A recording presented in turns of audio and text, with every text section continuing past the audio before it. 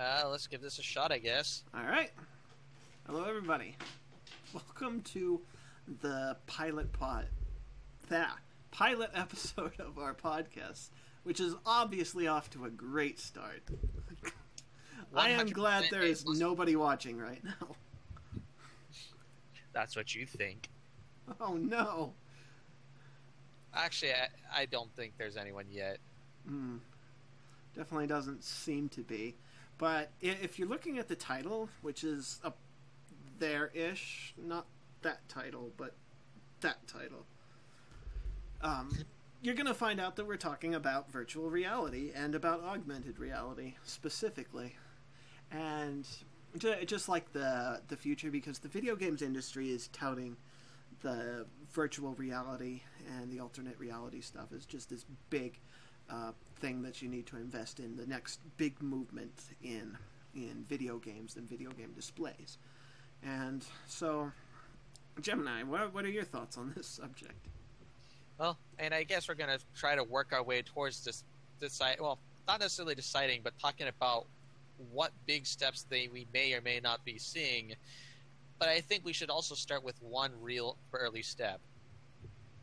Do we consider these holograms or the augmented reality and the virtual reality that we were seeing beforehand as competing with each other? So which stance do you take? I actually talked to this a bit with a friend, and after talking to him, I actually kind of see that they actually don't compete with each other.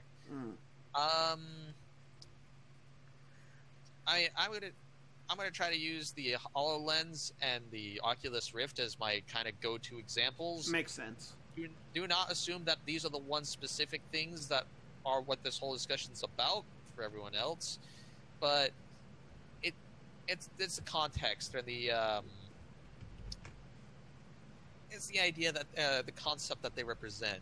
But anyway, basically, the holograms, the augmented reality, they give us certain options that we haven't really seen before, and they can do things that the VR can't. On the flip side, there's the way the VR actually works kind of actually changes the way that we perceive things. I am not really going anywhere with that, so I'm going to try to get. I think I might get a little bit of where you're going. You're just trying to say that because these two different devices are approaching very, very different things. Augmented reality is trying to insert new objects into our regular world, whereas virtual reality is trying to take us out of our regular world and into a new virtual space entirely. Yeah, pretty much. Even though it seems like they do the same thing, which is kind of just give us like an augmented virtual reality experience, they go about it doing it two different ways with two very different perspectives, which I think actually makes them completely separate from each other. Punk Boyley brings up an interesting point. It could be possible and feasible to combine these two types of tech into a better environment entirely. Although I think that if you're doing that, it'll probably lean a lot more towards the augmented reality side. I think it's kind of hard to say. As far as trying to combine the two of them, I think that's something we'll have to see further down the road.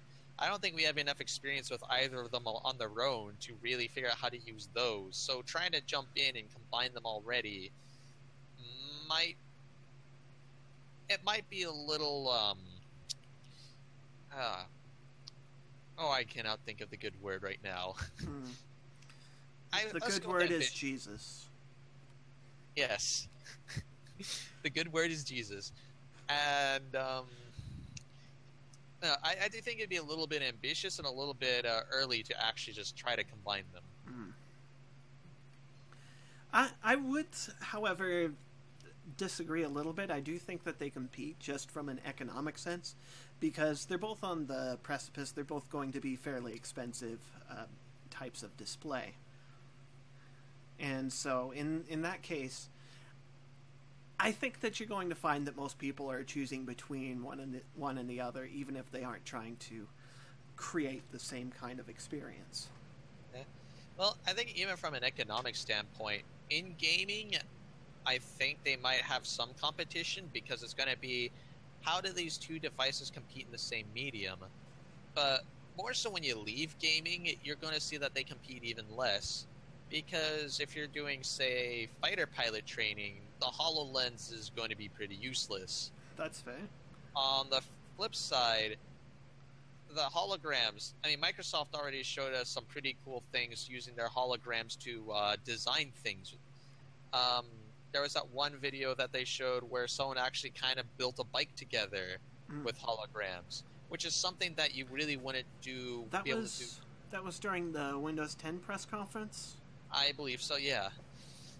And I think that's one of those cases where they also kind of don't compete with each other because they just have two different means of doing what they do. And so they have enough space to not step on each other's toes. There's always going to be a few fields where they do step on each other's toes. They do cross the line into the other medium's territory. But I think I can see the cross or the cross section where they both actually overlap being a lot smaller than everything else. That's fair. And I definitely know the types of companies that you have overseeing each of them speak a little bit into the different ways that they will be utilized. Knows that Microsoft is the big pusher for the HoloLens kind of thing. And they have a really neat Minecraft demo, but overall Microsoft is more of a business company, and so you can see them using it for more creative tasks, for just coming up with products and that kind of thing, whereas the Oculus Rift, for example, was bought up by Facebook, and they were touting a whole lot about how they were going to be using the Oculus Rift to break the physical barriers between two people across the internet, so you can more or less be sitting in the same room as somebody in, say, Hong Kong.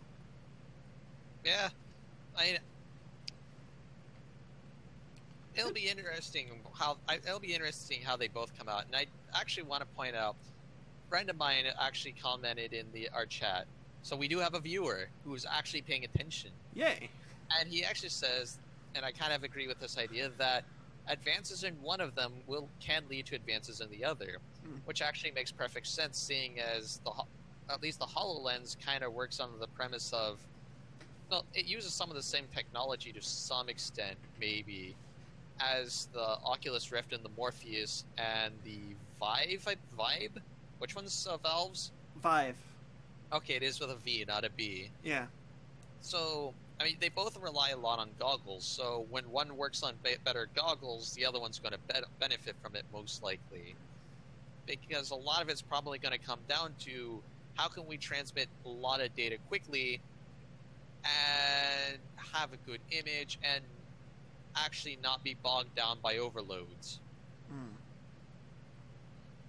And I'm sure once we actually start getting into it, we can actually start mixing them together and develop both of them far more. They're still very different kinds of screens, though. I know that the ones that you have on the Oculus Rift and on the Vive, or Vive, or however it's pronounced, they're just TV screens that they're placing right in front of your eyes like that, whereas the HoloLens is a piece of glass that they're projecting a smaller image onto.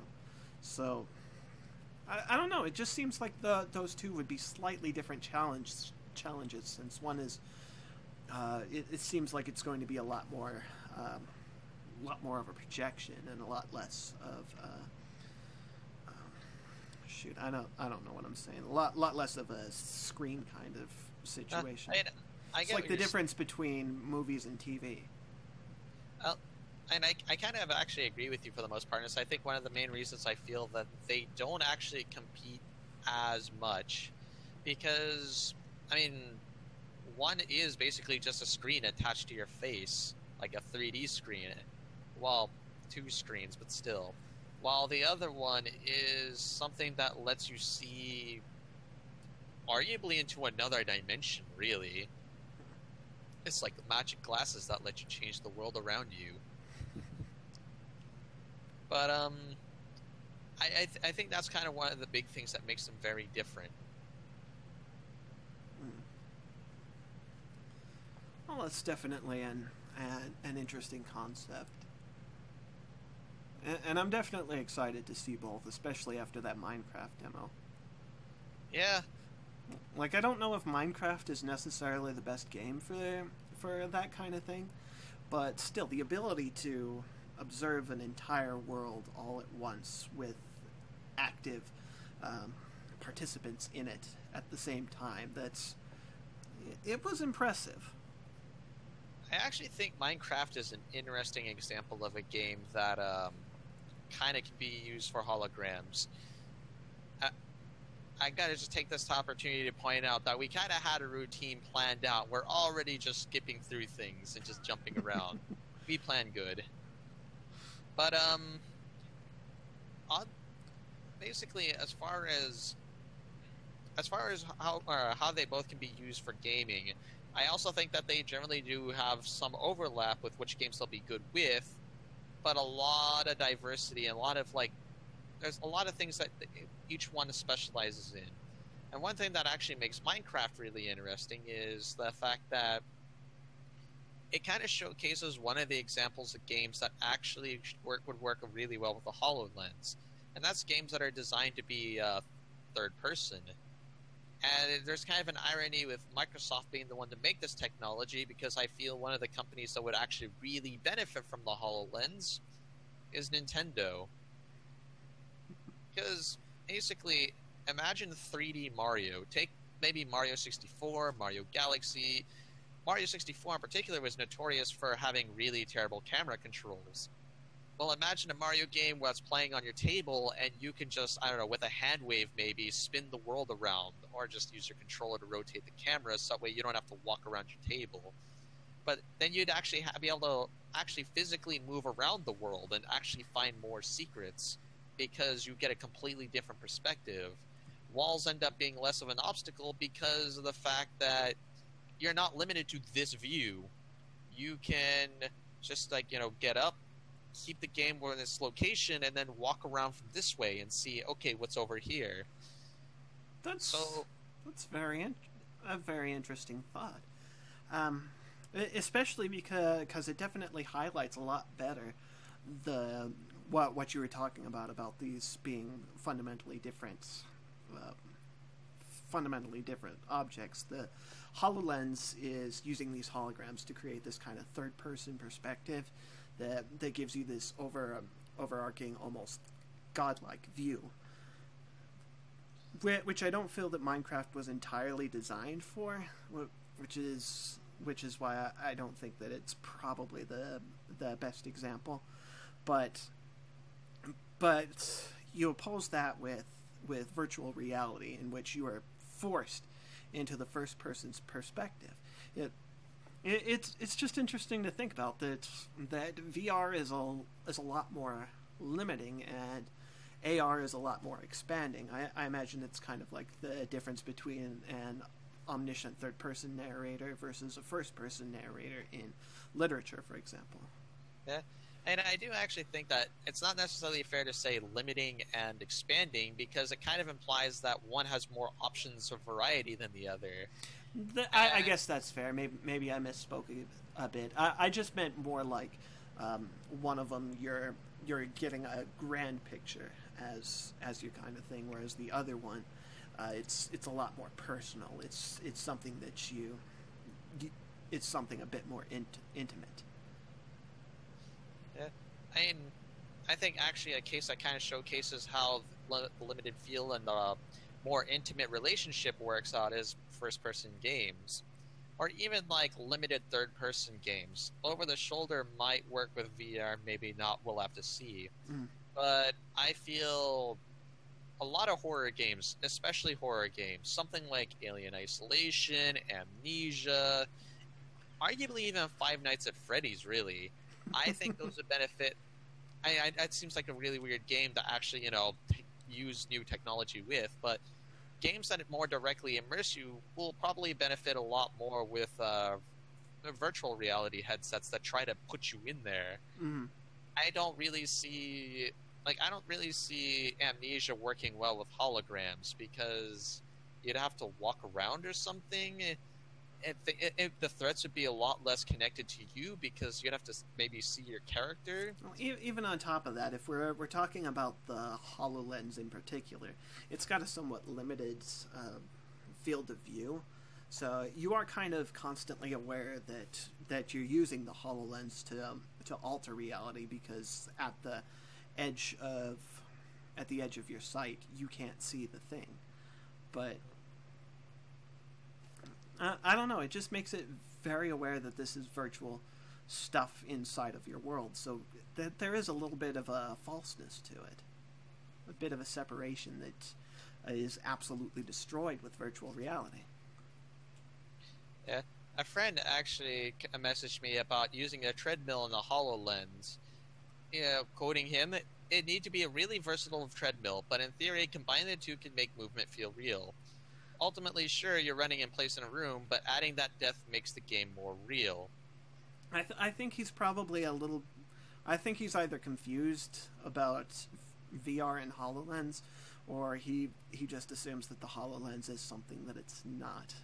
Well, I think it's I think it might have been my fault in misinterpreting or miscommunicating or not expressing properly like how your movement would interact with the well, no, okay, I guess the idea is basically if you expanded the HoloLens or the holograms drastically, you could get the best of both worlds. Because basically, if you made your entire like living space into the jungles of Brazil, then you've basically got the best of both worlds. And if you basically had the world move around you while you walked around on this treadmill, you'd basically be able to get the best of VR while making use of AR. So, actually, I'm thinking about it. There was an episode of Freakazoid, of all things Freakazoid, Freakazoid. where Freakazoid and Cosgrove actually play in a VR AR game. Where basically, in the real world, they're on, like... I don't remember exactly. I want to say they were on balls or something, and they ran on these. Or maybe they were just on pads, but they ran on these, and they had visors on. And basically, as a first-person shooter where they had to shoot at each other. And... I mean, basically, as far as they were concerned, they were... I mean, technically, it would be more like having just the Oculus Rift, because I don't think they actually saw the world around them change. But it's arguably the same premise. You use your own body movement to control yourself in the world that you're in, and you feel a bit more of a connection to it. It'd also probably do a better job than the Wii Fit did. Sick burn. I wonder a little bit, as you're describing this, though, it sounds like you would have to create a whole lot more in order to get this kind of technology to work in an AR environment. I think a lot of it would probably be hardware limitations right now. It is not something I would expect to see in the AR environment for a good while. Yeah, but at the same time, you can achieve this kind of environment in VR already. So in that sense, you're looking at something that just VR does better. Yeah, exactly. Well, or at the very least that it's easier to pull off. And even once you can pull off that kind of thing with an AR headset, you're still going to be seeing it done better and in more complicated ways in VR at that point. Yeah, I can see it. I mean, I think it's one of those cases where I think ultimately, when you get to that point, you're probably going to get... The two are probably actually going to start mixing together a lot more. And I think actually, in a kind of somewhat off-tangent thought, like, the point where they both converge would probably be the Star Trek holodeck. I know it sounds weird. But, I mean... No. I'm not laughing because it sounds weird or anything. I'm laughing because that's so on point. Yeah, though I do feel if we do get the holodeck, we're all going to die horrible deaths because the holodeck always malfunctions and kills everyone. First episode it was introduced, Picard's like, oh yeah, I went to fight some gang members and it was awesome. All right, hey crew member, you want to come in with me? Yeah, sure. Holodeck malfunctions. The bullets are real. Guy dies. Well, you should have known if he was wearing a red shirt or whatever. I don't know. Well, he probably had a red shirt under. Actually, that was the series where red shirts were actually the command, or were the safe shirts. So I think he was a yellow shirt. Who knows? Who knows? Anyway, we're getting kind of off track. We've already talked about like what holograms bring and what VR brings, right? Yeah. I mean, I think we actually focused a lot more on that topic than we actually wanted to. Mm. And I kind of feel we may actually want to go with a topic we were thinking of later and throwing that one in now. Because we talked a lot about what VR and AR are already doing and how they can be useful. So I think this would be a good time to go with your topic, your topic of stereoscopic gaming. The stereoscopic gaming, what the fundamental differences between the two. That is actually something that I really wanted to talk about because I am super into stereoscopic stuff. And the big difference that I can see between these two different concepts, they're obviously both going to give you a sense of depth. They're both designed to immerse you into the world somewhat. VR's got that head tracking, so you're going to be able to look around the world a little bit more and get something immersive.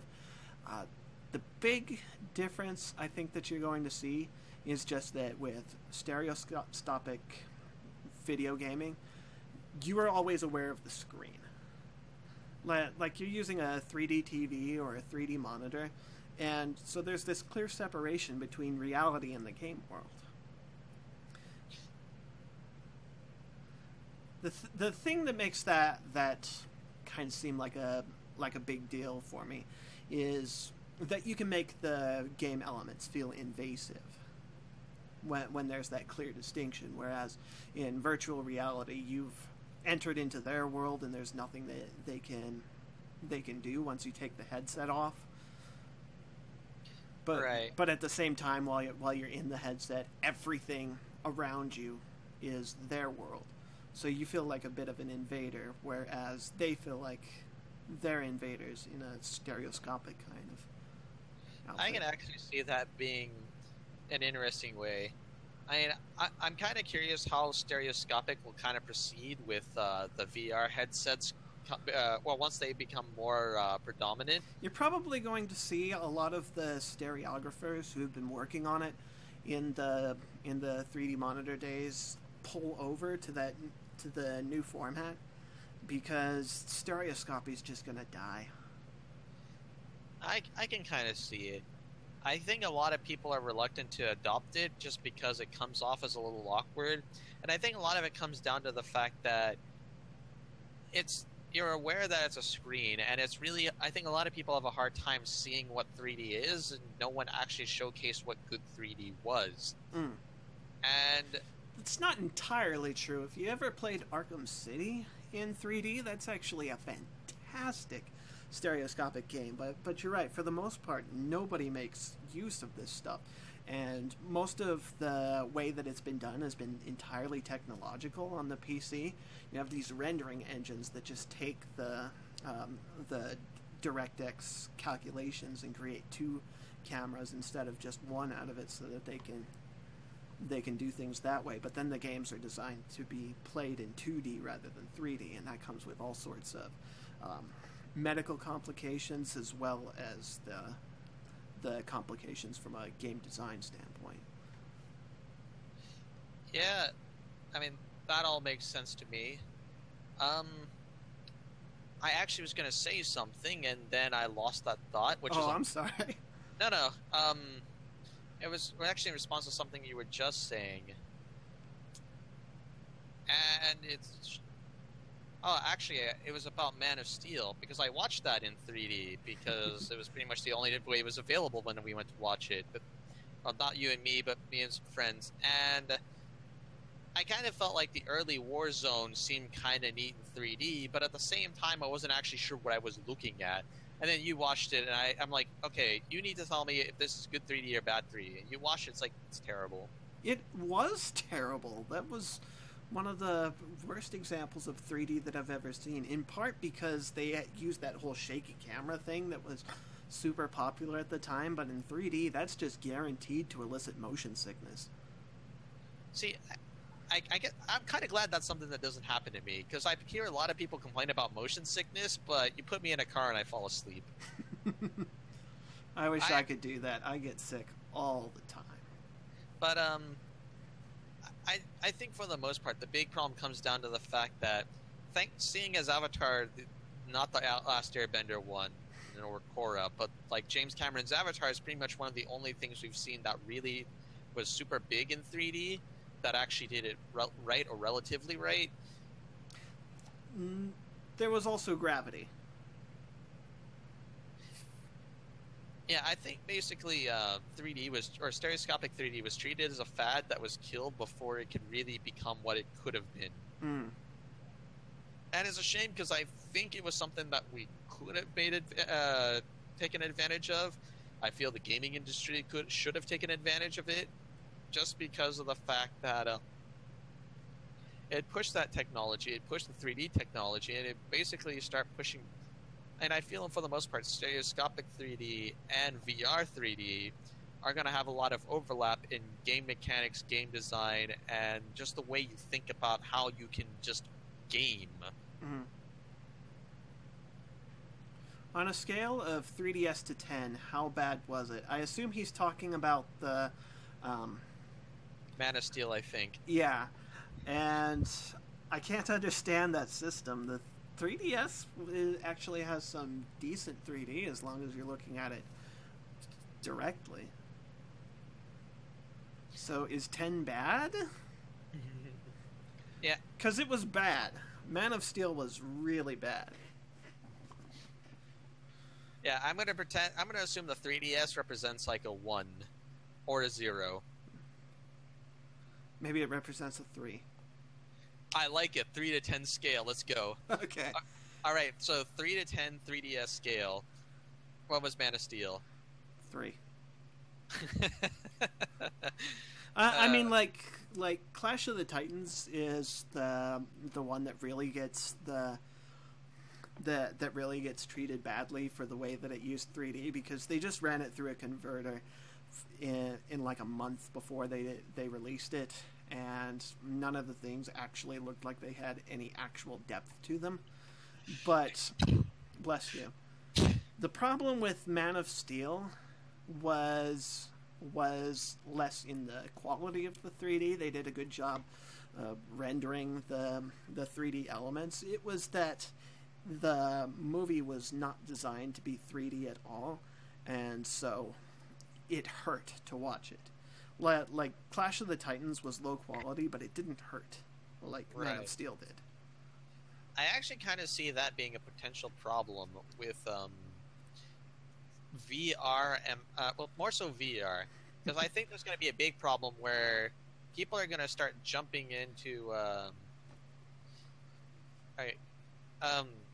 Going to actually read a quote.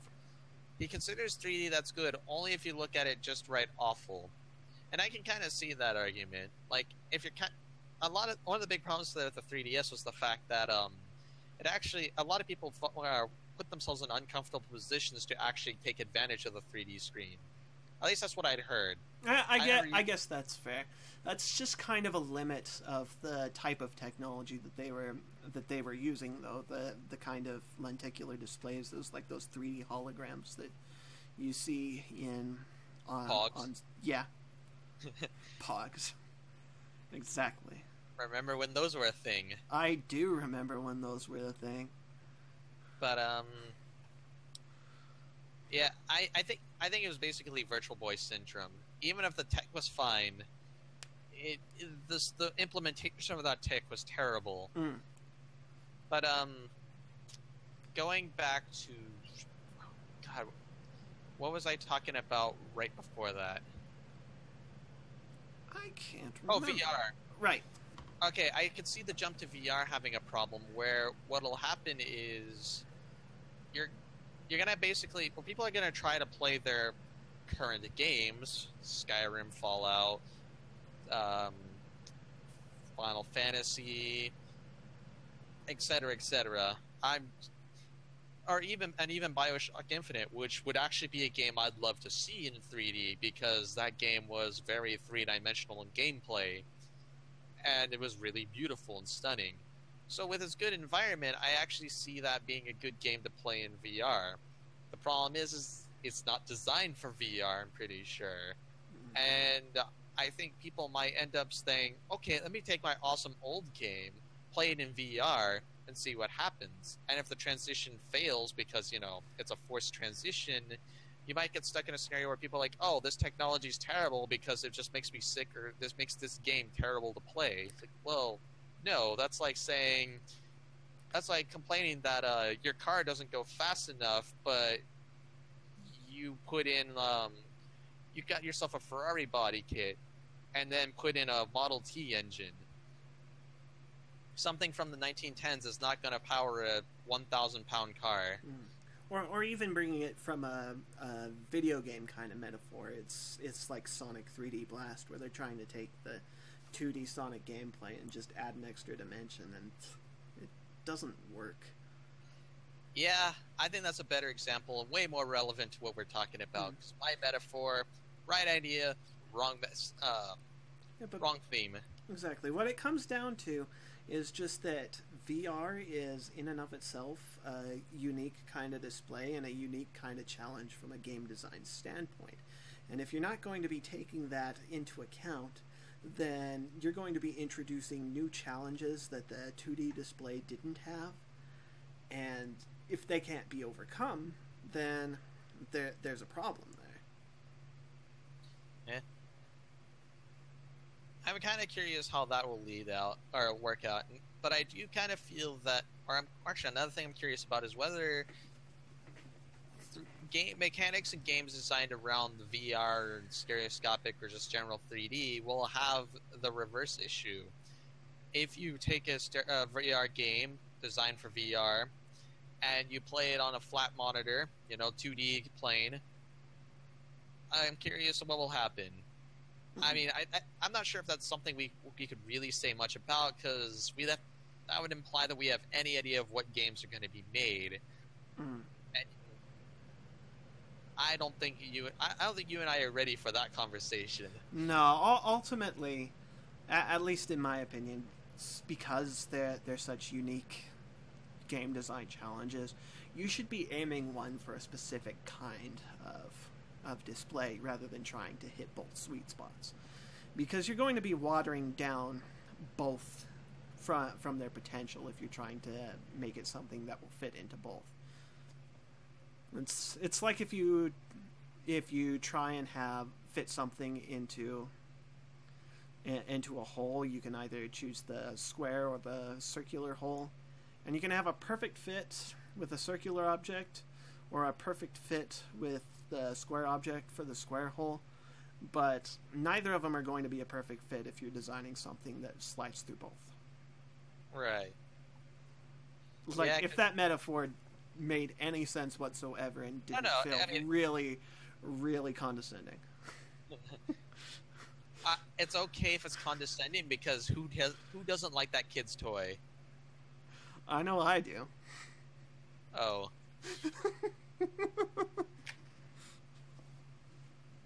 Did you not have a good childhood? Maybe.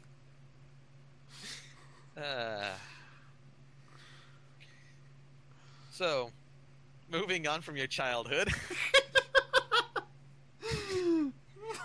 My childhood was only in 2 dimensions. My parents told me that I couldn't have a 3rd dimension until I stopped acting like such a baby. Hey, so I guess this is where we kind of get to more of a meat and bones of VR and game. Well, reality messing with and games, unless they're just kind of looking holograms, virtual reality, genres. I guess I'll just open this up. I mean, holograms I feel could do a lot for platformers. I talked about Mario earlier, but I think Zelda would be a far more interesting game. I mean, you've kind of got... It's generally designed around elaborate dungeon layouts and puzzle solving. if you can make it easier for someone to explore, especially from more angles, it could make for some interesting new layouts as well as some new challenges. I would definitely love to see that. But I feel like most of the audience for The Legend of Zelda wants to be immersed into it. Like, I know that when Skyward Sword was originally released, everybody got super hyped about the fact that they were going to be Link and actually swing around the sword, even though that wound up being Link swinging around the sword like 2 seconds afterward. And awkwardly, in any direction he chose instead of the way you swung it. Right, exactly that. But you can... The point is that people were very excited about the idea of immersing themselves into the land of Hyrule. It's been a very narrative-rich kind of game series where the primary appeal has been this lore and immersing yourself into this world that you can explore. And so sticking yourself in an Eye of God kind of perspective with HoloLens, where you're just sort of looking out at it, would be a fundamentally different way of interacting with the Legend of Zelda universe, I think, than most of the audience wants to be able to do. Although, at the same point, I can see how Nintendo would love to approach something like that. They like doing things differently than their audience wants to. For better or for worse. Though I guess that comes up with another question, since we're talking about immersion, and I totally agree with pretty much most, if not all, your points there. Zelda with the VR, though, I'm kind of curious how that would work out. I kind of feel, for the most part, Zelda would potentially be at its best and stereoscopic, ironically enough. And the reason being is the fact that it's a third-person game. I feel with VR, there would be a bit of a disconnect between you. Well, I think there'd be a bit of a disconnect with you being in first person, seeing yourself from third person. Maybe it'll work, because arguably VR would also just be stereoscopic, from what I understand. Right. And the Oculus Rift is pretty much just image here. So, to some extent, it might function like stereoscopic.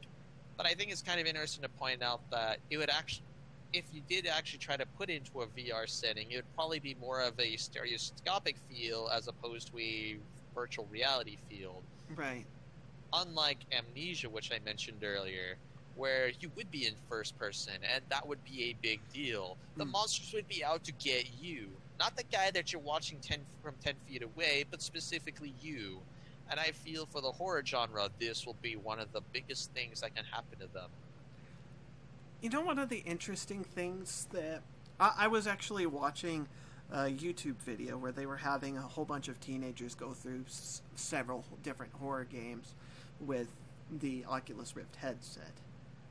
And every single time that the monster jumped out at them and came up to their face, like people like to do with jump scares, every single one of them would just try and push the monster out from in front of their face just by holding their hands like this. Just right out there. But of course that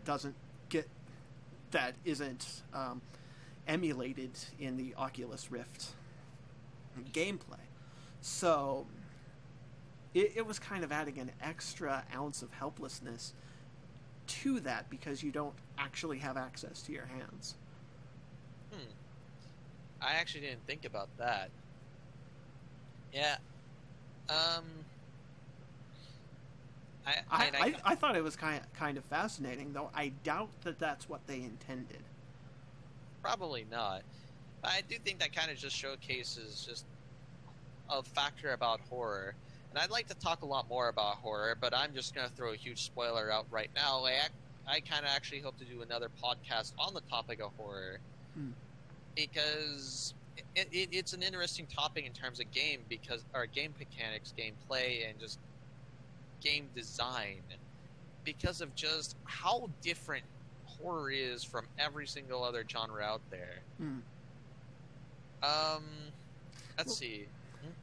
I was going to talk a little bit more, but I don't want to be eating into the other podcast.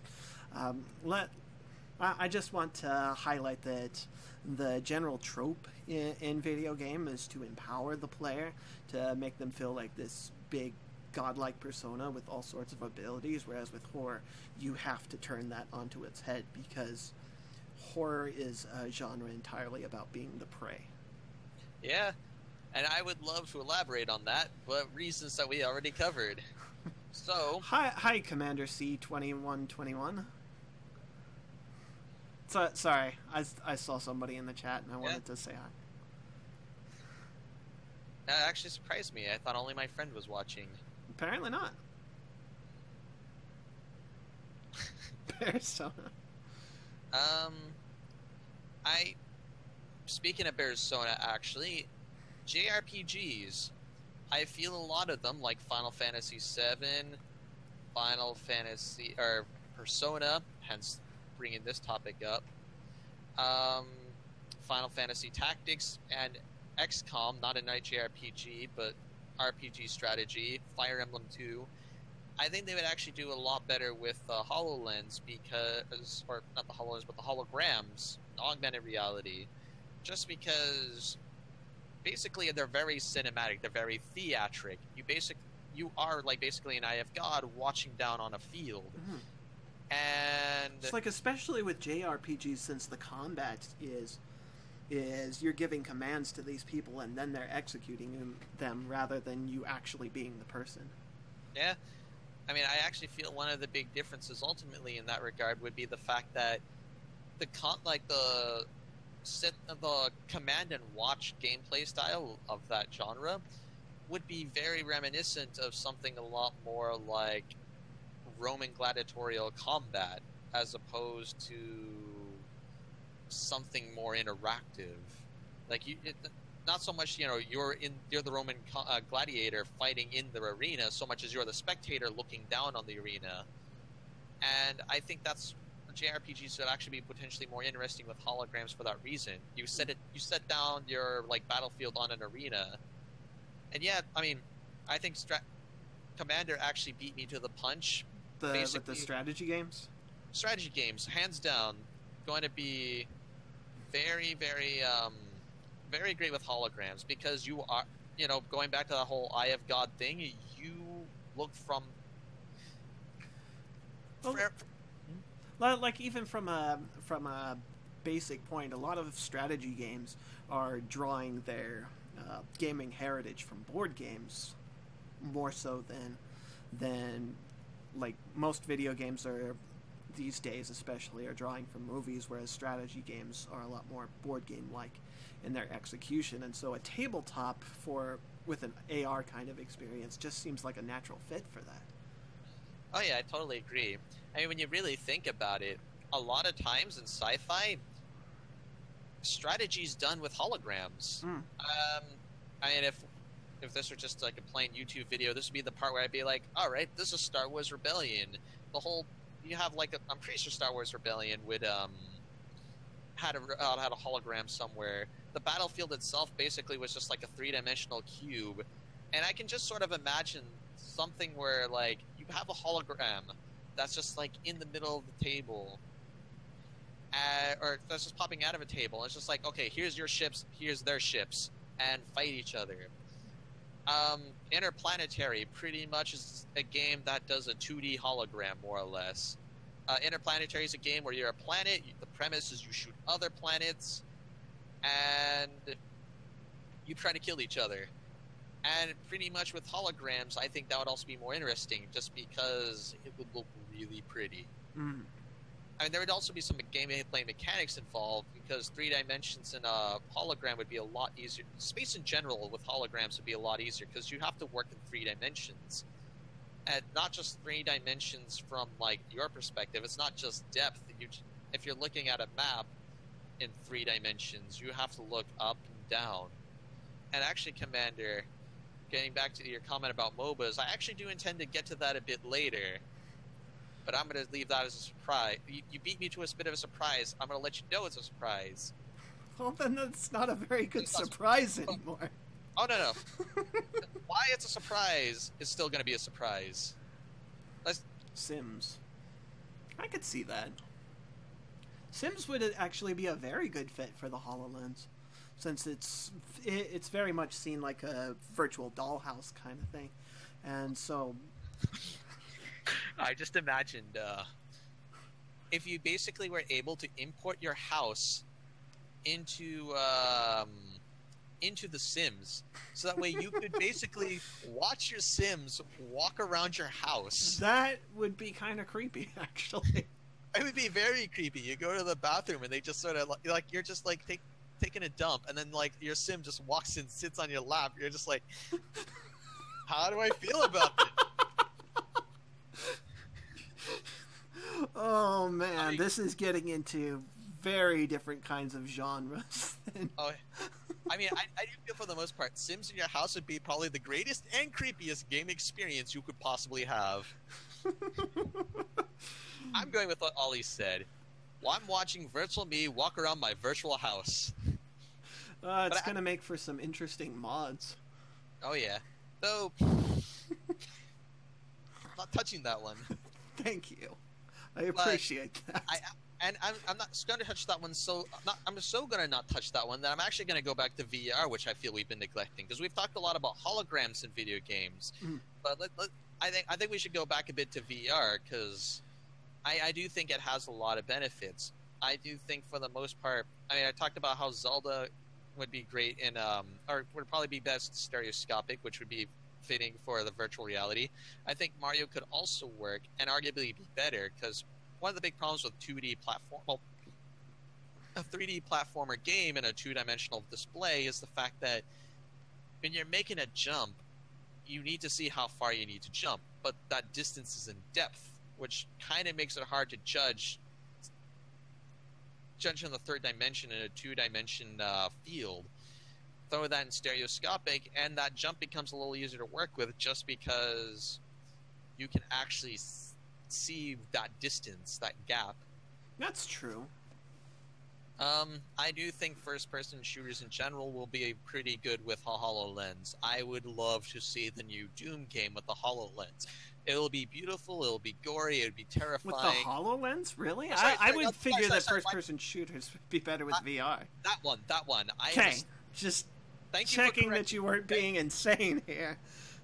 Because I was just sort of like, why do you want to sit there from... No. I wanted... Although, you could get some interesting twin-stick shooters that way. Maybe. But, yeah, Doom on the Oculus Rift or the Morpheus or whatever, I would like to see that. No Man's Sky, I mean, apparently it's successfully tested with VR according to Commander. I think that... I'm kind of curious what VR will bring to that game. I'm just going to wait until I know more about that game, period. VR dating sims. I didn't think of that one. I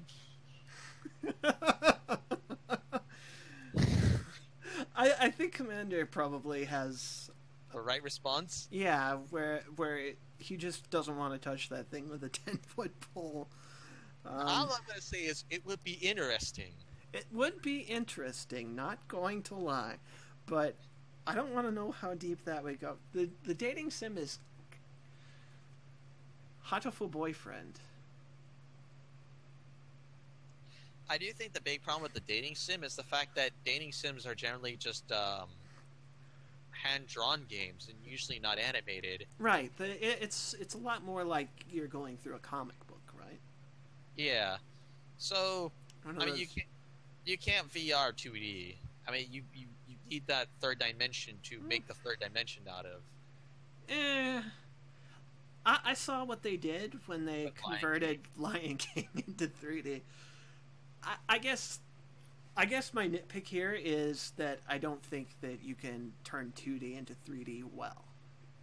Yeah, I didn't see the Lion King in 3D. I guess it's something I'd have to. It was strange, because you know how Lion King is hand-drawn? Yeah. Everything still looked like drawings, but they still gave them full model depth to them. And so you're aware that they're drawings, but they're moving around like they're real, and you're like, what's going on? What happened here? It's just this very jarring kind of feel, and so imagine that in a dating sim. Imagine Allison Road in VR. Okay, YouTube, Allison Road. I don't know what it is. Allison Road. Now I'm looking at that too. It looks like Allison Road is that one that's based on the playable trailer that Guillermo del Toro and Hideo Kojima did for Silent Hills. Oh yeah, yeah. I see that being a good game. And that's the kind of game that goes back to our horror discussion, though. Yeah, I don't know if he was there for that, but that's fair. There was a whole discussion about how horror would actually be pretty interesting with VR. Man, I do want to play Allison Road though. I've gotten pretty interested in horror lately. Well, that's why we're planning on doing a podcast about the topic of horror. And I do think we should probably move things on a little bit. And the next topic: how will VR or AR change the way video games are designed? Oh yeah, I think that they would almost have to. I mean, we've already been talking a lot about this distinction between VR and AR, and we've been highlighting very much how the existence of both technologies could split gaming based on which avenue you pursue, where one gives you a sort of Eye of God strategy kind of thing, where the other one puts you right into the action. In the past, those kinds of things have both shared the same screen space, but if you're introducing these two different kinds of technologies, we could see a split there in general. And you know, that kind of a hardware split, especially with regards to the console wars, would make it very interesting to watch. I'd need to buy all sorts of popcorn for that. And yeah, artificial or AR is artificial reality or augmented reality. It's basically, I'm not sure if that's technically a valid term, but it's a term that we have been using for the holograms. Basically, it's not so much that there's a world in front of you that's being presented, but the world around you is being augmented. You're placing objects into the real world rather than manipulating the entirety of the space around you. And I do think, for the most part, for AR to really function,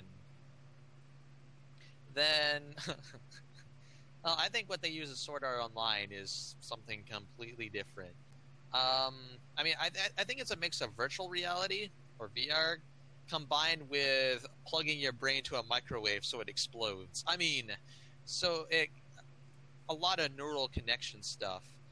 I mean, actually, there's a distinct possibility that I'm actually I want to say that would be VR. Like, if you basically just plugged your brain into, or if you plug something into your brain so that way your brain got new video input and could send data back.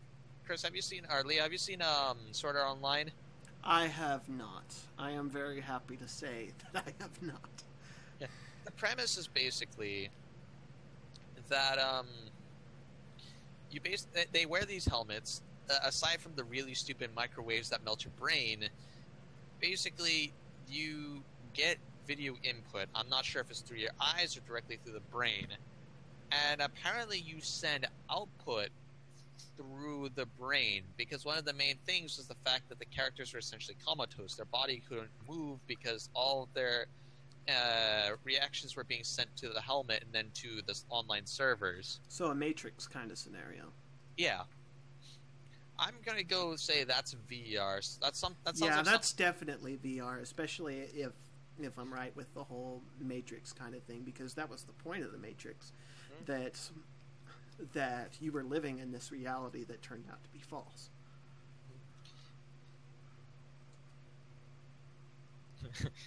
It's nothing wrong with that kind of helmet design. Although I can only wonder the engineers that was like responsible for that. Like, you know, this dude's just like looking at this helmet specs like, a microwave that injects microwave into the brains? Wonder what that's for. Who needs quality control? I don't know. I guess it worked out for him. I guess I'm nitpicking there though, and that's not the point. If I may just kind of detour us again, Commander C2121 says, "Imagine GTA with VR," and just like as I understand, GTA is just this kind of really violent, high octane sandbox kind of thing. What I've seen from GTA has involved a whole lot of movement, some ragdoll physics, and a whole lot of the appeal of it being involved in that. So I guess that's probably a downside to game design from a VR perspective. It's just that you're going to lose that kind of ragdoll physics, which is it's been a big appeal of video games. But if you put a real person into that kind of situation, they are going to get sick fast. Yeah, I can see GTA being a very, very motion-sickening game when played in VR. Although racing the cars would feel good. Until you crash and go flying all over the place and doing all of those sort of spinning circles that they do whenever they fly out of the car. Yeah, I'm actually kind of curious what impact VR will have on game development. It will have an impact. That much is a given. We're probably both not smart enough to anticipate all of the things that VR will change about video game development. Oh, most certainly not. But I do kind of wonder, like, maybe I'm just limited-minded right here, because really all I can see is basically just stereoscopic 3D games and immersion games, and to me, VR feels like it's going to keep us playing the same games we've been playing, just with a different interaction and immersion with them. Augmented reality, I can see altering how we do things, and I can see, a lot of especially with strategy games, being how we can receive data and information is a key aspect to how we can play those games, and being able to actually make use of the third dimension, or being able to see in the third dimension, might actually change our ability to play in that dimension. So augmented reality, I'm still not exactly sure what we could or could not do with augmented reality, but I kind of have ideas on what impacts it can have that could be major gameplay changes. But I don't know. I would love to see changes. I just can't. I'm curious what they are. I can't actually imagine them. Not entirely. And I think now it's time to go. Let's just go to the last topic. This is where my big surprise was. Will VR or AR change video games outside of direct gaming experience? And I'm going to just throw out with the MOBAs right now, because I said that was a big surprise. I feel MOBAs would actually get a lot out of augmented reality from an audience standpoint. So you mean like for general sports broadcasting? Yep. I mean, you could imagine just you go to your football stadium, basketball court or whatever, and you sit in the stands, and you see your MOBA played in the field or in the court live in 3D. That would actually be incredible. I mean, pretty much it'd be like the Yu-Gi-Oh! Cartoon show, but way more awesome, because it'd actually be real 3D instead of, we forgot it was 3D, we just assumed these kids were summoning monsters. I mean, in gaming and outside of gaming, you would basically be able to put, stadiums should theoretically love it. You could always have an event. Is there a game between two basketball teams in another city? You would just hologram that into your stadium. You can watch the game in a very stadium-like way, and it'll be a completely different experience from the normal TV experience that you would get. It might not quite be the same as the live experience, but it would be an interesting one. But going back to games like League of Legends or Dota, you're just sitting in an actual sports stadium and an amphitheater setup, looking down and watching the game be played. and the characters just moving around in a manner that just seems more lifelike and real. Oh, Ollie, you just throw in a topic that I hadn't even really thought about. Education? I'm just gonna throw that as a yes. I mean, I didn't even thought of that, and Well, I think it's just kind of a given, though. I know that with HoloLens stuff that Microsoft was demoing, they were definitely showing some educational applications as far as one of the big things that they demoed was just in college campuses. It would allow people to observe anatomy in three-dimensional models. For example, so instead of just trying to get a feel for what a surgery was going to look like from a textbook or whatever, you could actually see into a human body, just flat there on the table for you. I mean, there's so much you could do with both of them. Well, VR, I'm kind of curious how VR would actually have a whole lot of educational purposes, because that would just basically be stapling a TV to your eye sockets, and you still do have the Facebook approach to VR, the fact that it's supposed to be bringing people together, like your MMO kinds of thing. You could have gigantic classrooms that from people all across the entire world. Space and location wouldn't be as much of an issue for which schools you could attend. True. The best education anywhere in the world. I mean, I think that would be an interesting I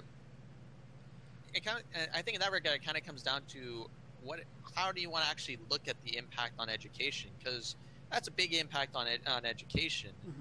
I mean,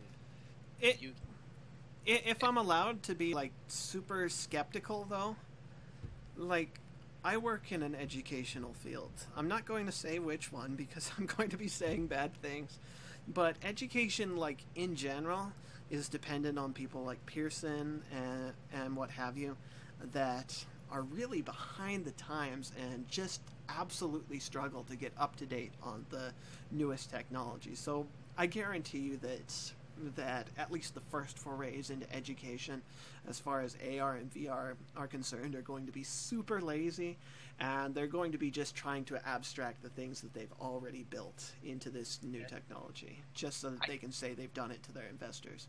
Yep.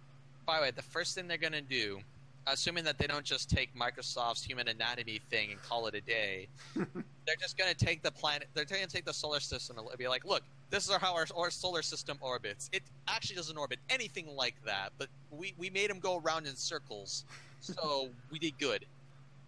And that's going to be the first educational use. I feel for the most part VR and AR for exploring ancient monuments are both going to be really good. Mm. I feel AR would be a little better just because, for starters, with VR, you kind of limit what you can see to some extent. AR builds around you, so like when exploring monuments, if you just had big like AR rooms, you could actually walk around with other people, and you wouldn't have to have a computer try to simulate people being there. With VR, you have to simulate people being there because they're not part of the normal script. They're not part of like the normal vision, and so it's a lot harder to interact with people when you can't see them. I mean, granted, pretty much education will education will see a lot of benefits once we get to the Star Trek holodeck, assuming the holodeck doesn't kill us all again. Like the time that it created a character that was so intelligent that it hijacked the ship. I really don't think that the more abstract things where holograms are suddenly real people from the holodeck is going to be a huge problem. That seems like a really easy bug to work out. Yeah, by the fact that they don't actually exist. You would hope so, but I think really more the point I was getting at more was just the fact, or really the whole holodeck thing, the fact that it would be a lot easier for a group of people to go in and interact with each other while choosing what it is they want to see would be the big impact AR has on education. VR, I feel, could do a lot, and it could do a lot of similar. Could it do it as well? I'm not qualified to say that. I personally don't think it will, but that's my personal opinion. I could be entirely wrong. Knowing my luck, 40 years from now, someone will look at this video and be like, "This guy's stupid." Oh, undoubtedly. I was just having a big conversation with my mother recently about the Y2K bug, for example, and she was so adamant that it wasn't like a ridiculously easy thing to fix. This Y2K bug, you just gotta add 1,000 if the year's before a certain point. Done. Like, not a big deal. But I'm getting off track. Yeah. But yeah, I think both of them will be really, or I think VR and AR will be really interesting for education. Pretty much like, actually, I mean, even just tying this into gaming, because that's kind of something we've theoretically been trying to do, but kind of don't. Yeah. Honestly, I'm totally okay not being all about gaming. Not sure if Twitch is okay with us not being all about gaming. I don't see why not, but we'll find out. But VR and AR can do a lot for entertainment and education. I mean, being able to basically watch a basketball game live in an actual stadium with holograms would be pretty sweet. Being able to watch your MOBAs and holograms in a stadium should be pretty interesting and a way better way to experience the competitive scene. Especially since that allows a way to add some sort of physicality to these digital sports. I know that when most people talk about video games, as far as competitive play is concerned, that they feel like there's something wrong with that, in that you're not watching actual people, that this whole thing is happening digitally, so they feel like that alone prevents these things from being a sport. But with the HoloLens, there is a little bit more of that physicality there. I mean, you're not, it's true, you're still watching people click around on a computer, but even so, there's just something tangible to it that I feel like it will add some legitimacy to esports as well. Oh yeah. Well, I'm pretty sure just having a stadium where you watch people murder each other would be a lot more interesting than sitting in like. It's just like being in the Roman days. Let's face it. There's a reason Romans loved it, and it's because it's awesome. And it's way better than just sitting in like a concert hall or something, watching people like click. I don't know. I mean, like, I saw a league tournament, and it just looked really weird to me, because you paid a lot of money to go to a place with a bunch of other people to watch like 10 people sit at computers and then have two big TVs. Yeah, it's like, if you're going to be watching a TV anyway, why not just do it from home and spend a lot less money? Yeah. But I do suppose that holograms and such would add a lot more authenticity to the experience of being there in person. I would be okay with an augmented reality Space Jam remake. That's pretty much all AR movies need to be summed down to. Space Jam augmented reality. You can go to a basketball court and watch Space Jam on a basketball court. Oh, that would be interesting. I mean, is there anything more that needs to be said? AR movies where you can watch from any point of view, that would be very difficult from a camera building perspective. I think for a live action movie, it would be a lot harder. For a 3D, for pretty much a Pixar movie, oh my god, a Pixar movie with a free point of view, it would be nothing but Easter eggs hidden everywhere. I think that what you would ultimately see them trying to do is draw a lot more from the tradition of theater. Yeah. Because that is more or less what you're seeing when you go to see a live theatrical production. I actually see one of the big problems with AR movies early on, especially, is the fact that you could watch it from any point of view. And one of the things you have to keep in mind is the fact that movies are designed with a specific point of view. Like, there's a reason they're watching things from that angle, and ideally it's because it has an impact on the movie that's good. Though a lot of times it's because the directors and cameramen are stupid and don't know what they're doing. Assuming it's done right, you can't watch certain scenes from different angles. That scene was filmed that way, and it might just it's deliberate, and there's a whole lot of communication that comes from the putting together of different scenes, different perspectives in specific orders. And you would lose some of that language if you're trying to do movies in this eye of God, single perspective kind of situation. Yeah. I think editing would actually be really weird, because could you imagine a conversation like normally these movies are like, "So I have come to defeat you, Miyamoto." And he's like, "Oh no!" It's just like you wouldn't get that cut. Miyamoto.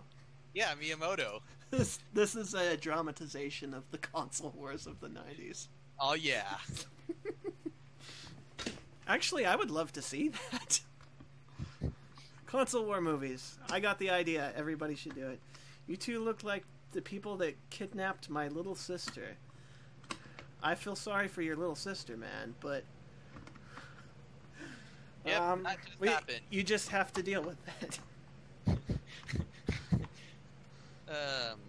But yeah, I think you're right. Augmented movies would probably just have to be more theater-centric.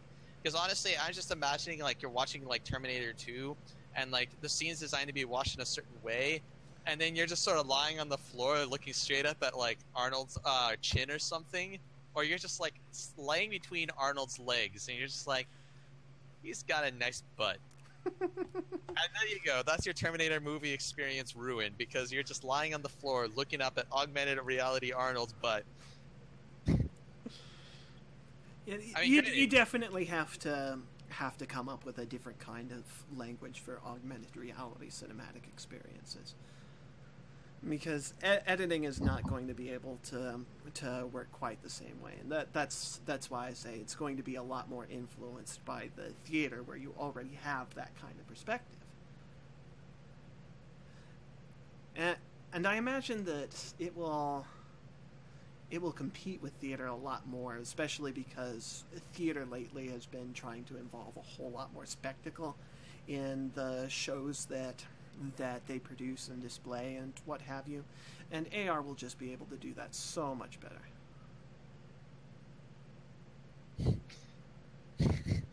I do have something for Arnold that I would be between his legs looking at his butt.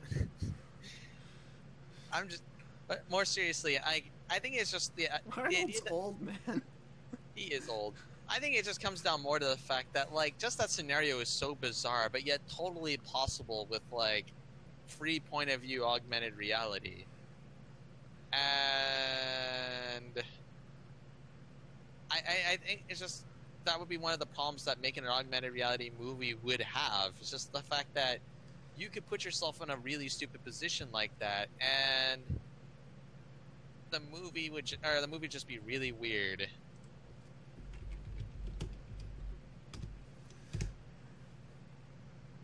I have actually banned this fluffy man person. That's funny. It's like once you start seeing people coming into our chat and acting all anti-Semitic and stuff, it's like they're trolls. Yeah. No, that makes sense. Though, yep, first troll. We did it! I consider that a huge success. It's a big milestone. Good. We almost had 10 viewers and we had a troll. Yeah. So yeah, I think we talked a lot more about VR and AR than we actually originally anticipated. And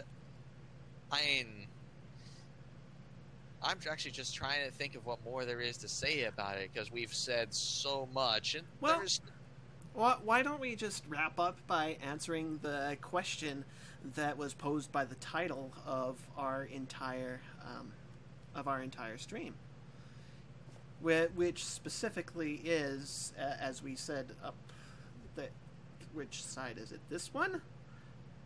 Yeah, that if VR and AR are the future, is that a utopic or apocalyptic future? I remember reading or someone telling me a really derpy theory where basically, if we had the Star Trek holodeck, our species would go extinct because no one would ever leave. So that might be apocalyptic. Likewise, I can just imagine tentacle hentai in augmented reality. So I'm going apocalyptic. Oh, I almost thought you were going to go a different direction with that one. I also saw I can that see was your Fallout. counterpoint. I also can see Fallout in VR and AR. So I'm going with apocalyptic.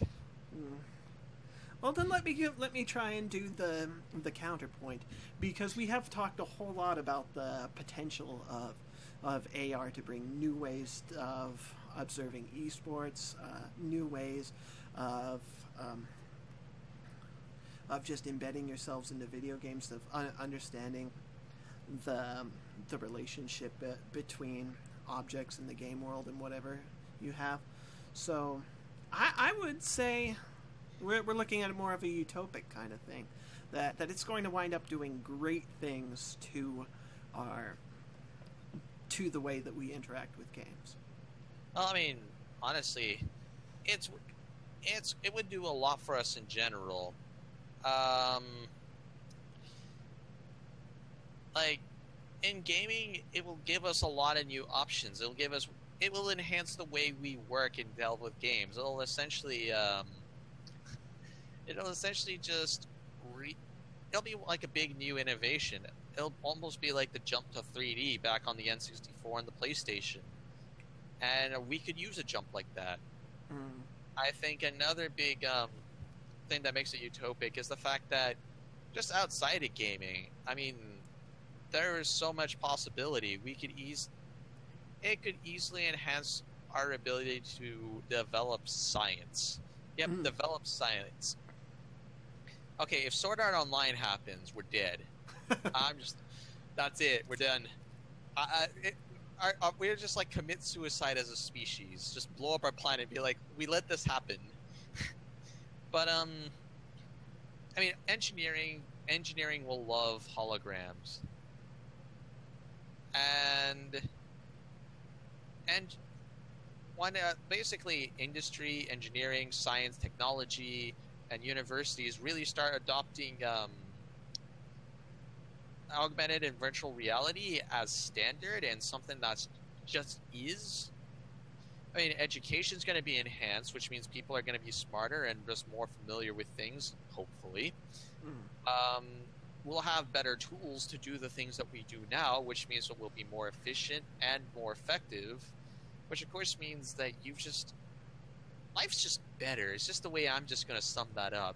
I mean, I could go into details about cost and efficiency, productivity, and blarg blarg. I'm sure the divide and what have you. Yes. I mean, if you really want to go the apocalyptic route, the digital divide is probably a good avenue to pursue. But I don't know. I'm very optimistic about VR and AR. So. I actually see VR and AR being pretty good for us socially too, because socially it has an interesting thing. On the one hand, it lets us kind of experiment with things, and it lets us like relieve things. I mean, there's a distinct possibility that it will have good ways for stress relief. Likewise, if the augmented reality gets kind of advanced enough, we could probably get into some interesting teenage experimentation, if you know what I mean. Well, what about with developmental disorders? I know that there's especially been some cases of autistic people especially having difficulty communicating face to face, but when they have a computer between them, then it allows them to communicate a bit more readily. Perhaps when you have a situation like that where you're not looking with facial recognition and with non-standard ways of communicating between humans, they will find it a way to interact with the people around them a lot more readily. I do think that comes with as a double-edged sword, and I think part of it, like one of the my counterpoints to social bonuses, and I think for the most part, a lot of people might actually just lose the ability to separate fantasy from reality. I mean, That's fair. when fantasy essentially becomes reality, and you just immerse yourself in enough fantasy, it might actually be possible where you kind of just sort of forget which one's which, or when fantasy ends, when reality begins. I mean, at first glance, it just seems take off your hat and all this, and you're in reality. But I mean, I think people are probably smart enough to be able to at least have a concept between the two, but but you're right in the respect that it will make fantasy so much more real that these fictitious worlds will have a larger impact on you emotionally, socially, um, whatever. And so in that respect, it could be a lot more shaping of the person. And since it's such a fabricated thing, that opens you up to um, a whole lot of influence from ideologies that might not necessarily even be a good thing. yeah, I do think another thing is when you kind of start splitting reality. When you start not being able to split fantasy and reality, and actually, there's a lot of I don't really want to say mental disorders because that just kind of sounds like psychoticism. Fair enough. Let's say learning. I mean, mental disorders, learning disabilities, that sort of thing. I mean, when you have people that don't function normally, like they're gonna have a hard time. Well, not all of them, but a lot of them might have difficulty separating them. Another That's big fair. another big problem we have right now, just interacting over the internet, is we talk to people differently when we don't see them or meet them, and like I mean, we've seen the internet just be a lot more hostile for no reason. And I think We've seen that today. yeah. And I do feel for the most part, if you had people just like, if augmented or virtual reality was the more common way to interact with other people, and you kind of lose that separation of fantasy and reality, you kind of got people going into fantasy worlds not feeling that there's any consequences to action. We see that a lot on the internet. People are just terrible to each other because there's no consequence. And scale that up to, it being more common and like it being more normal in a VR or AR setting, and we could kind of see a social disaster. Not like, apocalyptic, but just terrible. And actually, I think, Commander, someone was telling me about that, where basically, once it gets to a point where VR seems real enough and better than reality, you just stay in virtual reality, because why deal with reality? It sucks. Virtual reality is the same thing, but better. Mm. I'm still leaning towards the utopic side because I think that the upsides of this kind of technology far outweigh the downsides, and the downsides all seem to be something that, with the proper discipline, which I know people are going to try and develop, can be controlled. Yeah, I'm pretty much with you. The upsides are guaranteed. Like, all those bonuses I mentioned earlier. We are going to science, engineer, and technology better. Mm. I know you can't use those as verbs or whatever I use them as. No, you can totally do it. But I just did it. We need to science. But on the flip side, all the other stuff is arguably a lot more speculation. Sure, it's going to happen, but there's no idea of what scale. Yeah, people aren't going to be able to tell the difference between fantasy and reality, but that already happens without virtual reality, and it seems to be the minority. Mm. With virtual reality, I mean, those numbers will bump up, undoubtedly. But will it even reach the 50% mark? I'm a little reluctant to believe not that. even close. I'm gonna say that right now. Not even close. People, at least normally developed people, will be able to tell the difference between reality and fantasy, just because we were there. We saw this fantasy thing be created, and so we have some concept that that's not real. But yeah. Now, if robots put us in VR right off the bat, then we're screwed. Yeah. Oh, but hey, at least they get... At least humans have finally figured out a way to produce energy and become batteries. Good times. Yeah.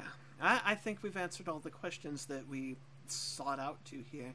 So, I'm ready to call it a night. Yeah, I think we've said enough, and probably more than we should have.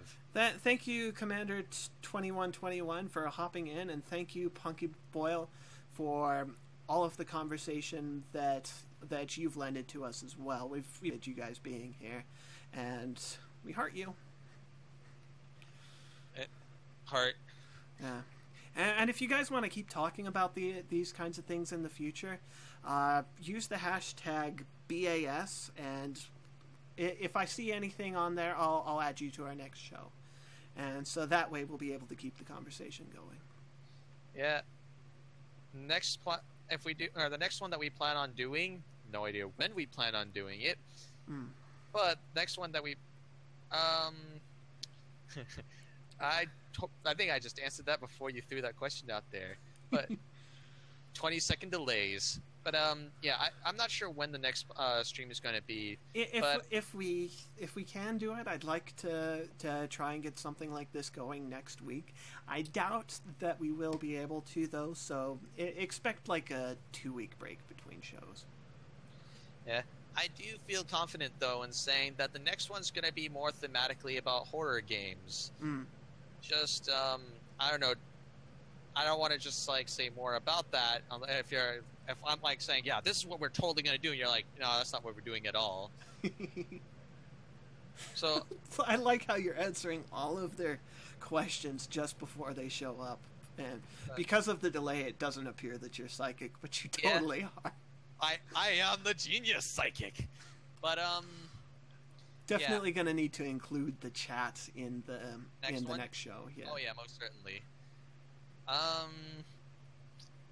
Yeah. Not sure when the next stream is.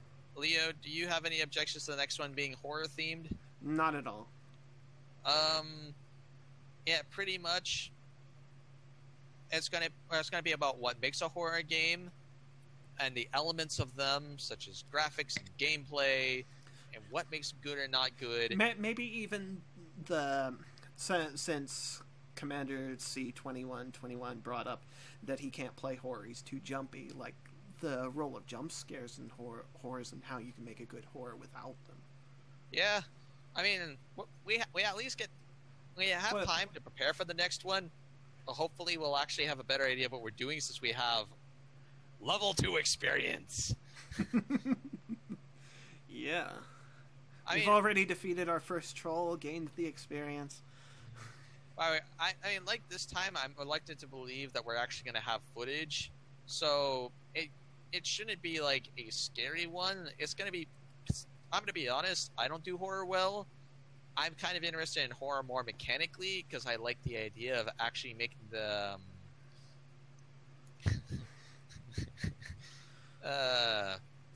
Well then. We need to stop cannibalizing our next episode, man. We're talking too much about horror right now. But yeah, horror. Hopefully it'll be an interesting topic. If you haven't already, hit that follow button on our channel, and you'll be able to see it when the next one goes live. And if not, we'll make a VOD. I'll set up a link to our YouTube channel so that you can watch them there too. And yeah, we'll take care of you. Naturally, we're going to play Silent Hill as the best game ever. Don't you know that, Ollie? I've never played that one. I'm not playing it. I might. If only we could do PT as well. Anyway, I think this is a good place to call it quits before I start just doing the next podcast. All right, then. Because I am ready to do that next podcast. I can tell that you are ready to do that next podcast. So, But I'm gonna cut you off before you do. yeah, we kind of have to do that. I've actually got my finger on the trigger right now, so that if you do start talking, we will stop streaming right in the middle of it. You're gonna have to edit a lot of this out, and for the rest of us in the chat, and by that I mean all 2 of you who have actually managed to watch through most of this. Thank you for everything. Thank you for watching this. Thank you for your input. It's been a very, very fun and successful first episode as far as I'm concerned. Yeah. Even if it's just the 2 of you viewing it, it's 2 more than 0, and it's been an entertaining conversation that went into topics I didn't even think of. Oh shoot, it's 12:22 a.m. where Commander C2121 is. That would be perfect for her. But no, we gotta go. So. All right, you both take care.